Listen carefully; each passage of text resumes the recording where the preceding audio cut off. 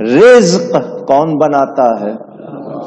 رزق کہتے ہیں دی ہوئی چیز. اس میں رزق میں صرف کھانا پینا نہیں ہے، آپ کی اولاد بھی رزق ہے، آپ کی عمر بھی رزق ہے، آپ کی خوبیاں بھی اللہ کی دی ہوئی ہیں نا. عطیہ رزق کہتے ہیں دی ہوئی چیز کو.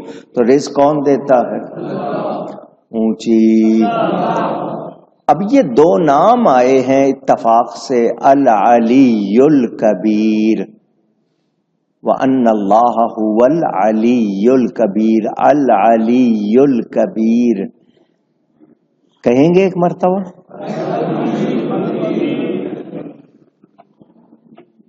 حضرت سہروردی رحمت اللہ علیہ ایک بات فرماتے ہیں، انہوں نے کہی ہے، میں آپ کو سنا رہا ہوں، آپ کا دل چاہے یقین کرو عمل کرو. وہ فرماتے ہیں یہ جو دونوں نام ہے نا، العلی الکبیر، اس کو کوئی بہت زیادہ محبت سے پڑھے گا تو اس کا قرض بھی ادا ہو جائے گا اور اس کے رزق میں برکت ہوگی. اللہ کے ہر نام میں برکت ہے، اس کے سارے نام بڑے ہیں، مگر بزرگوں نے یہ بات بتائی تو میں نے اس کو بھی آپ کو بتا دیا.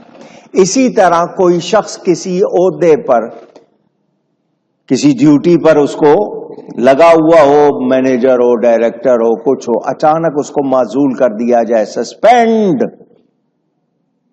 جاؤ چھٹی، تو وہ ان دونوں ناموں کو ایک ہفتے تک وظیفے کے طور پر 1000 بار روزانہ پڑھے تو وہ کہتے ہیں حضرت سہروردی کہ اس کا وہ عہدہ بحال ہو جائے گا.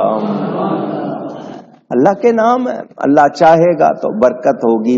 پڑھنا بھی ہم سب کا ایک جیسا نہیں نا، اسی منہ سے گالیاں دیتے ہیں، اسی منہ سے جھوٹ بولتے ہیں، پھر اسی منہ سے نام پڑھتے ہیں تو اثر نہیں ہوتا.